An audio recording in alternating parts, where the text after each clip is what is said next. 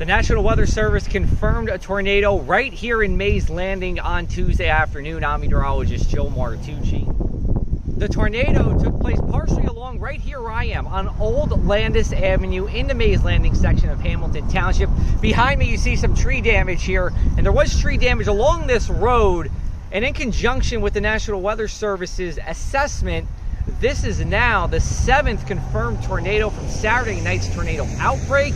That is tied for the largest tornado outbreak in any one day in New Jersey's history, tying it with November of 1989. This is the furthest south of the 7 tornadoes that were spawned on Saturday evening. Tornadoes were confirmed in Crosswicks, as well as Cream Ridge, Howell, Jackson, Seagirt, in addition to Delran. In addition to the tornado in Mays Landing, we also had a water spout just offshore of North Beach, Atlantic City at 8:09 p.m. Now, this one doesn't count towards the tornado record as it was over water as opposed to over land, but there were many photos sent to us and shown on social media showing the brightly lit twister over the ocean.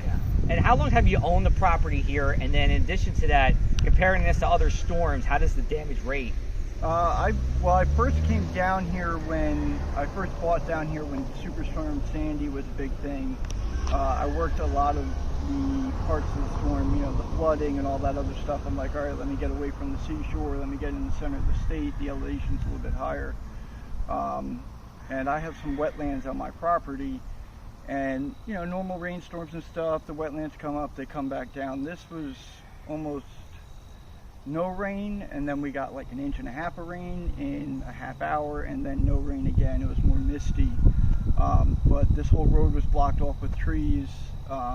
The power went out on this side of the street. This side we still kept our power. I think it's because it's fed from a different block.